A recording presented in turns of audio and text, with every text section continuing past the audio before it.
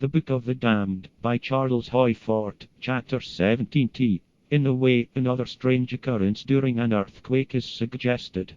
The ancient Chinese tradition, the marks like hoof marks in the ground. We have thought, with a low degree of acceptance, of another world that may be in secret communication with certain esoteric ones of this earth's inhabitants, and of messages in symbols like hoof marks that are sent to some receptor, or special hill, upon this earth, and of messages that at times miscarry.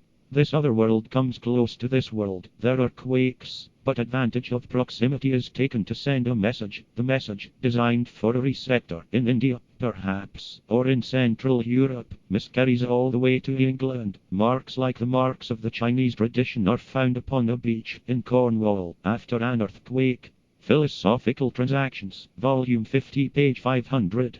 After the earthquake of July 15, 1757, upon the sands of Penzance, Cornwall, in an area of more than 100 square yards, were found marks like hoof prints, except that they were not crescentic. We feel a similarity, but note an arbitrary disregard of our own, this time.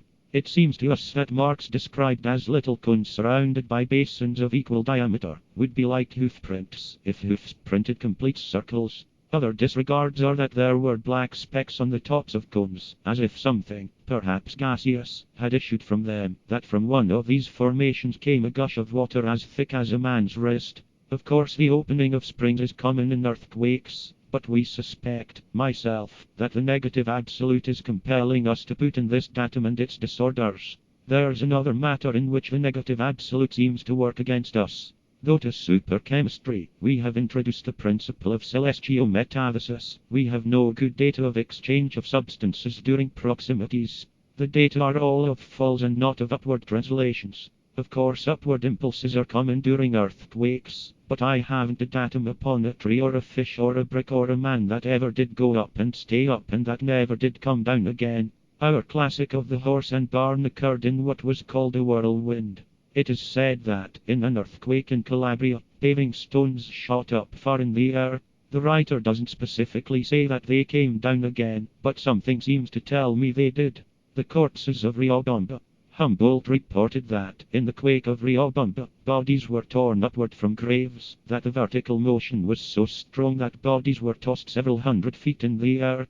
I explain that, if in the center of greatest violence of an earthquake, anything has ever gone up, and has kept on going up, the thoughts of the nearest observers were very likely upon other subjects. The Quay of Lisbon. We are told that it went down. A vast throng of persons ran to the quay for refuge. The city of Lisbon was in profound darkness. The quay and all the people on it disappeared.